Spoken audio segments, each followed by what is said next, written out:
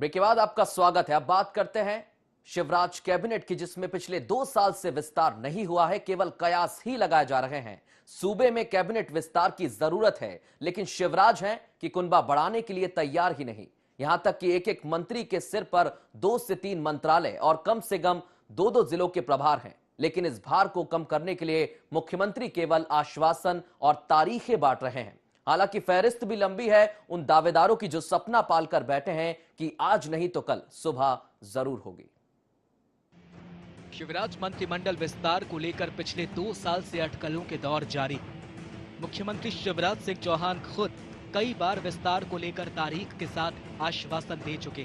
CM ने यह भी ऐलान किया था कि निगम मंडलों में राजनीतिक नियुक्तियों के बाद ही मंत्रिमंडल का विस्तार करेंगे। और अब जबकि निगम मंडलों की 3 किश्तें जारी हो चुकी हैं, ऐसे में कैबिनेट विस्तार को लेकर सुगबुगाहट तेज हो चुकी है। वैसे यदि देखा जाए तो मंत्रिमंडल में अभी मुख्यमंत्री सहित 23 मंत्री हैं और करीब 12 लोगों की जगह खाली है। लेकिन सत्ता संगठन के उच्च स्तरीय सूत्रों का मानना है कि फिलहाल 7 से 8 सदस्यों को शपथ दिलाई जा सकती है। असंतोष को दबाने की खातिर 4 से 5 सदस्यों की जगह खाली रखी जा सकती है। चलिए अब आपको बताते हैं वो संभावित नाम जिन्हें दावेदार माना जा रहा है संभावित मंत्रिमंडल विस्तार को लेकर। जयभान सिंह पवैया बजरंग दल के पूर्व राष्ट्रीय अध्यक्ष एवं सांसद रह चुके ग्वालियर के मौजूदा विधायक जयभान सिंह पवैया को मुख्यमंत्री स्वयं आश्वस्त कर चुके। क्षेत्रीय जातिगत समीकरण के हिसाब से संभावना प्रबल।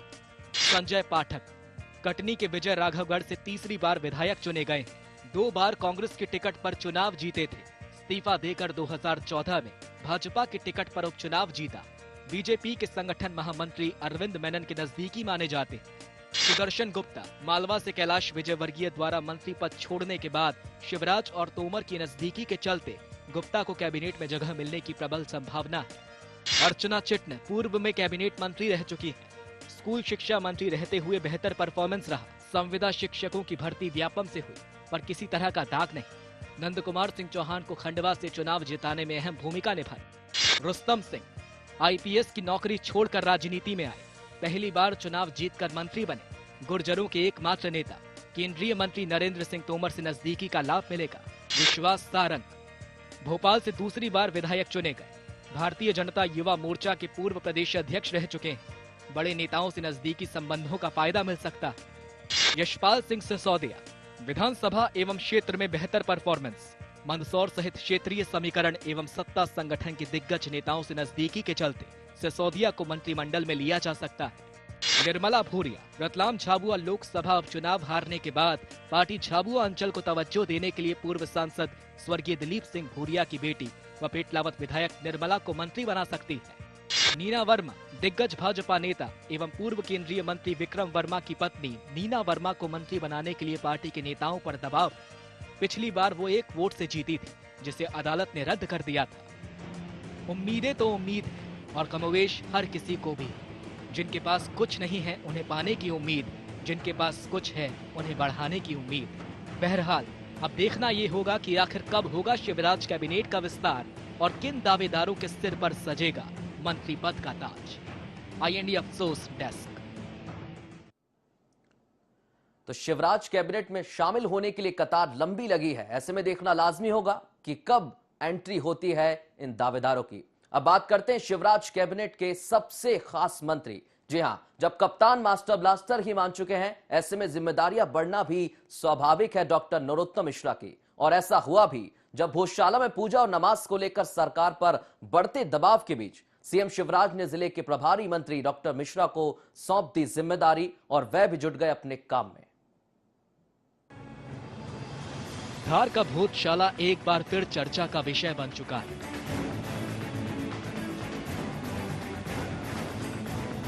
वजह है 12 फरवरी को बसंत पंचमी और जुमा का दिन यानी शुक्रवार। इस दिन पूजा भी होनी है और नमाज भी। 12 फरवरी का दिन कैसा रहेगा? क्या होगा बसंत पंचमी के दिन? ये सवाल हर किसी के जहन में है। लेकिन इन सब से निपटने के लिए सीएम शिवराज ने तैयारी कर ली है और मोर्चे पर लगाया अपने खास सिपहसालार डॉक्टर नरोत्तम मिश्रा को, जो कि धार जिले के प्रभारी मंत्री भी हैं। अपने कप्तान की इस मंशा के अनुरूप डॉक्टर मिश्रा 31 जनवरी को धार पहुंचे। इस दौरान पहले तो उन्होंने क्षेत्र में संचालित सरकारी योजनाओं की जानकारी ली और इसके बाद सीधा रुख किया संघ कार्यालय का। बंद कमरे में स्थानीय संघ नेताओं और हिंदूवादी संगठनों के नेताओं से पौने घंटे तक चर्चा की, लेकिन कवायदों का दौर सिर्फ यहीं तक नहीं थमा था। इसके बाद उन्होंने रुख किया पुलिस कंट्रोल रूम का। वहां भी कलेक्टर से लेकर पुलिस अधिकारियों से चर्चा कर सुरक्षा व्यवस्था की पुख्ता जानकारी ली। इसके बाद पत्रकारों के कैमरे के सामने भी आ गए और दिया उनके हर सवाल का सटीक जवाब। हम निवेदन करेंगे उनसे भी, कहीं कोई भ्रम न बने। हमारी जिम्मेदारी है, ये सब कुछ ठीक चले, ये हमारी रिस्पॉन्सिबिलिटी है। हम कोशिश करेंगे अपनी जिम्मेदारी को ठीक तरह से निर्वहन करने। सब कुछ शांतिपूर्वक होगा। ऐसी परिस्थिति में यही सरकार का क्या एजेंडा है पूरे मामले को लेकर? सब कुछ शांतिपूर्वक हो, यही है। किसी का टेरर नहीं रहेगा जनता में। ये अगर नहीं, बिल्कुल नहीं रहेगा, न होगा तो भी नहीं रहने देंगे। ये माननीय शिवराज सिंह जी की सरकार है। यहाँ सब कुछ शांतिपूर्वक सौहार्दपूर्ण वातावरण में ही निपटे। निश्चित ही सरकार पूरी कवायदे करती दिखाई दे रही है। भोजशाला में शांतिपूर्ण तरीके से पूजा और नमाज प्रक्रिया संपन्न कराने के लिए, लेकिन यहाँ पर यह जानना जरूरी हो जाता है कि आखिर क्या है भोजशाला विवाद। धार की भोजशाला पर हिंदू और मुस्लिम दोनों ही पक्ष अपना हक जताते हैं और ये मामला कोर्ट के सामने विचाराधीन है। Archaeological survey of India ASI के पास इसका जिम्मा है। ASI ने हिंदुओं को मंगलवार व बसंत पंचमी पर प्रवेश की अनुमति दी है। मुसलमानों को शुक्रवार को इस जगह पर आने की व्यवस्था की गई है, लेकिन बसंत पंचमी के दिन शुक्रवार पड़ने पर यहाँ पर तनाव की स्थिति उत्पन्न हो जाती है। इस बार फिर बसंत पंचमी शुक्रवार के दिन होने से यहाँ हालात बिगड़ते दिखाई दे रहे हैं। हालात 2007 और 2013 से काफी बदले हुए हैं। सरकार के सामने मौजूदा चुनौतियां पहले की अपेक्षा काफी बड़ी है। ऐसे में अब देखना दिलचस्प होगा कि जिले के प्रभारी मंत्री ऐसी कौन सी रणनीति को हथियार बनाते हैं कि जिससे सब कुछ शांतिपूर्ण संपन्न हो सके भोजशाला में। धार से अविनाश शर्मा के साथ IND अफसोस डेस्क। तो डॉक्टर नरोत्तम मिश्रा पर भार दिया गया है धार जिले का, जहां पर भोजशाला के मामले में नरोत्तम मिश्रा का साफ कहना है कि यहां पर पूजा भी होगी और नमाज भी, क्योंकि मध्य प्रदेश शांति का टापू है। आगे बढ़ते और बात करते हैं आगरा मुंबई राष्ट्रीय राजमार्ग क्रमांक 3 की। प्रदेश के कई जिलों की सीमाओं से गुजरने वाला यह राजमार्ग अब दुर्घटनाओं का गवाह बनता जा रहा है।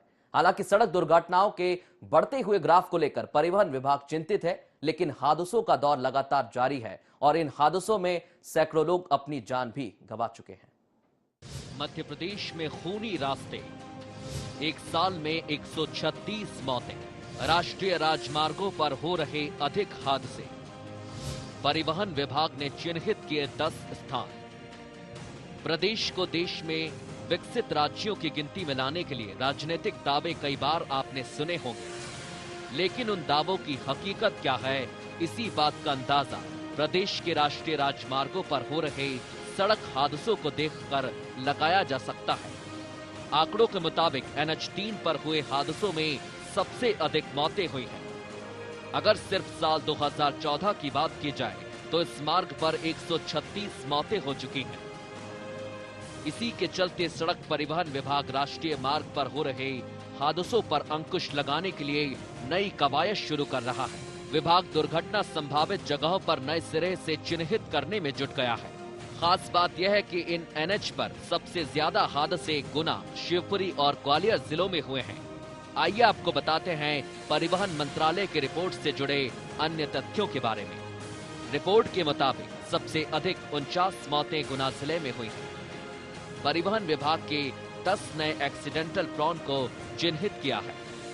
इसके अलावा प्रदेश से गुजरने वाले NH75 और NH54 को भी चिन्हित किया है। चिन्हित जगहों पर सुरक्षा के लिहाज से नजर रखेगी सरकार। NH7 पर 2, NH12 पर 3, NH59, 76, 26, 27 और 86 पर एक स्थल चिन्हित किया।